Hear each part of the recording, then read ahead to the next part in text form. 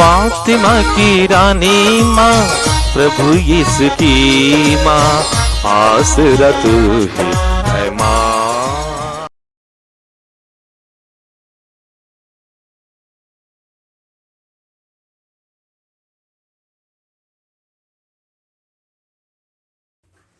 पहला पाठ संत याकूब का पत्र, अध्याय 1, पद संख्याएं 12 से 18 तक। धन्य है वह जो विपत्ति में दृढ़ बना रहता है, परीक्षा में खरा उतरने पर उसे जीवन का मुकुट प्राप्त होगा, जिसे प्रभु ने अपने भक्तों को देने की प्रतिज्ञा की है। प्रलोभन में पड़ा हुआ कोई भी व्यक्ति यह न कहे कि ईश्वर मुझे प्रलोभन देता है। ईश्वर न तो बुराई के प्रलोभन में पड़ सकता और न किसी को प्रलोभन देता है। जो प्रलोभन में पड़ जाता है वह अपनी ही वासना द्वारा खींचा और बहकाया जाता है। वासना के गर्भ से पाप का जन्म होता है और पाप विकसित होकर मृत्यु को जन्म देता है। प्रिय भाइयों, आप गलती न करें। सभी उत्तम दान और सभी पूर्ण वरदान ऊपर से हैं और नक्षत्रों के उस सृष्टिकर्ता के यहाँ से उतरते हैं, जिसमें न तो कोई परिवर्तन है और न परिक्रमा के कारण कोई अंधकार। उसने अपनी ही इच्छा से सत्य की शिक्षा द्वारा हमको जीवन प्रदान किया, जिससे हम एक प्रकार से उसकी सृष्टि के प्रथम फल बन जाएं। प्रभु की वाणी। ईश्वर को धन्यवाद। भजन अनुवाक्य। हे प्रभु, धन्य है वह मनुष्य जिसे तू शिक्षा देता है। हे प्रभु, धन्य है वह मनुष्य जिसे तू शिक्षा देता है। हे प्रभु, धन्य है वह मनुष्य जिसे तू शिक्षा देता और अपनी संहिता का मार्ग दिखाता है। वह संकट के समय नहीं घबराता। अनुवाक्य। हे प्रभु, धन्य है वह मनुष्य जिसे तू शिक्षा देता है। हे प्रभु, धन्य है वह मनुष्य जिसे तू शिक्षा देता है। प्रभु ने अपनी प्रजा को नहीं त्यागा, उसने अपने लोगों को नहीं छोड़ा। धर्मियों को न्याय दिलाया जाएगा और सभी सचरित्र उसका समर्थन करेंगे। अनुवाक्य। हे प्रभु, धन्य है वह मनुष्य जिसे तू शिक्षा देता है। हे प्रभु, धन्य है वह मनुष्य जिसे तू शिक्षा देता है। हे प्रभु, जब लगता है कि मेरे पैर फिसलने वाले हैं, तो तेरा प्रेम मुझे संभालता है। जब चिंताएं मुझे घेरे रहती है, तो मुझे तेरी सांत्वना का सहारा मिलता है। अनुवाक्य। हे प्रभु, धन्य है वह मनुष्य जिसे तू शिक्षा देता है। हे प्रभु, धन्य है वह मनुष्य जिसे तू शिक्षा देता है। जय घोष। हालेलुया। यदि कोई मुझे प्यार करेगा तो वह मेरी शिक्षा पर चलेगा। मेरा पिता उसे प्यार करेगा और हम उसके पास आएंगे। हालेलुया। प्रभु आप लोगों के साथ हो और आपकी आत्मा के साथ। संत मार्कुस के अनुसार प्रभु यीशु ख्रिस्त का पवित्र सुसमाचार। हे प्रभु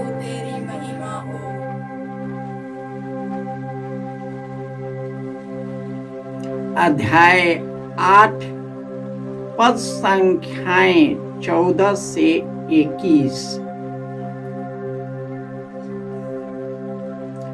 शिष्य रोटियां लेना भूल गए थे और नाव में उनके पास एक ही रोटी थी। उस समय यीशु ने उन्हें यह चेतावनी दी, सावधान रहो, फरीसियों के खमीर और हेरोद के खमीर से बचते रहो। इस पर वे आपस में कहने लगे, हमारे पास रोटियां नहीं है, इसलिए यह ऐसा कहते हैं। यीशु ने यह जानकर उनसे कहा, तुम लोग यह क्यों सोचते हो कि हमारे पास रोटियां नहीं हैं? इसे ऐसा कहते हो, क्या तुम अब तक नहीं जान गए हो, नहीं समझ गए हो? क्या तुम्हारी बुद्धि मारी गई है? क्या आंख रहते भी तुम देखते नहीं और कान रहते भी तुम सुनते नहीं?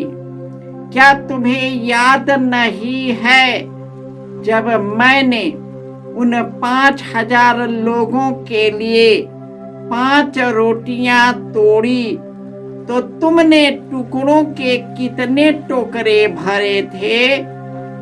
शिष्यों ने उत्तर दिया, 12।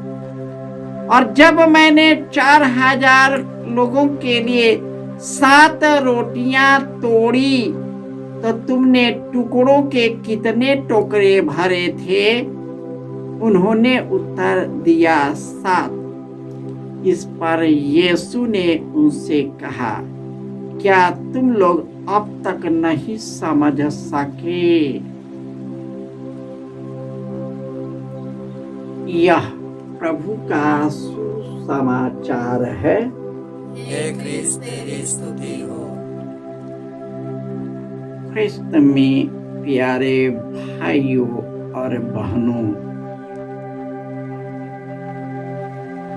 यीशु ने कहा, यदि कोई मुझे प्यार करेगा तो वह मेरी शिक्षा पर चलेगा। मेरा पिता उससे प्यार करेगा और हम उसके पास आकर उसमें निवास करेंगे। और जो कोई ईश्वर में बना रहता है, विशेषकर जब हमारे जीवन में दुख और विपत्तियां आती हैं, तो वह परीक्षा में खरा उतरता है और ईश्वर उसे जीवन की वह मुकुट प्रदान करेगा जो उसने अपने भक्तों को देने की प्रतिज्ञा की है।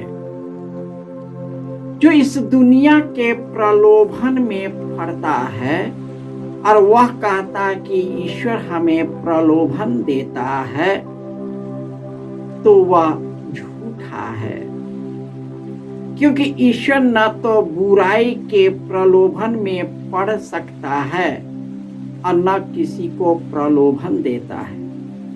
जो प्रलोभन में पड़ता है वह अपनी ही वासना द्वारा उसमें खींचा और बहकाया जाता है, और वासना के गर्भ से पाप जन्म लेता है और पाप विकसित होकर मृत्यु को जन्म देता है। इसलिए ईश्वर ने जो स्वर्ग और पृथ्वी को, आकाश के नक्षत्र को, समुद्र को, दुनिया के सब कुछ को बनाया, वह हमें अपनी ओर खींच सकता है। वह हमें बुराई और प्रलोभन से बचा सकता है। यीशु ने कहा, तुम फरीसियों और हेरोद के खमीर से बचते रहो, उनकी बुराई से बचते रहो, दुनिया की बुराई से बचते रहो। मनुष्य केवल बुराई में फंस जाता है, क्योंकि उसका ध्यान ईश्वर से भटक जाता है। और जो ईश्वर से भटक जाता है वह इस दुनिया के जाल जंजाल में फंस जाता है। आज की दुनिया में मोबाइल से बढ़कर कुछ है नहीं। मोबाइल ईश्वर बन गया है, ईश्वर का स्थान बन गया है, इसलिए उसका जीवन असंतुलित हो गया है। धन दौलत जमीन जायदाद ही ईश्वर बन गया और ईश्वर हमसे दूर हो गया और हम इसमें फंसकर लड़ाई झगड़े और इसके चपेट में आ गया। रंग रेलियां, वासना और दुनिया का छल कपट भगवान बन गया और हम इसमें फंस कर बह जाते हैं। जो कोई ईश्वर में विश्वास करते हुए जीता है वह मरने पर भी जीवित रहेगा। और वचन कहता है जो प्रभु को प्यार करता है उसके विधान के अनुसार बुलाए गए हैं। ईश्वर उसके कल्याण के सभी बातों में वह उसकी सहायता करता है। आज मनुष्य को ईश्वर के पास लौटना है। जब तक हर एक मनुष्य ईश्वर के पास दृष्टि न दौड़ाए तब तक पूरी सृष्टि का कल्याण नहीं होगा। ईश्वर रास्ता और आसरा देखता है और जो कोई उसका आवाज सुनकर अपना हृदय का द्वार खोलता है ईश्वर हमारे जीवन में निवास करता है। आइए हम ईश्वर को अपने सारे मन, सारे शक्ति और आत्मा से प्यार करें और सब कुछ से बढ़कर उसको स्थान दें ताकि उसी के आशीर्वाद और कृपा में फलता फूलता रहे और सेवा कार्य करने के बाद इस दुनिया को अलविदा करे। क्योंकि यह जीवन, यह घर, यह संसार अपना घर नहीं, हमारा निवास स्थान स्वर्ग है और वहीं से आने वाले मुक्तिदाता यीशु के आगमन की तैयारी करते हैं ताकि हम सभी उसी से जुड़कर अनंत जीवन प्राप्त कर सके। जय यीशु।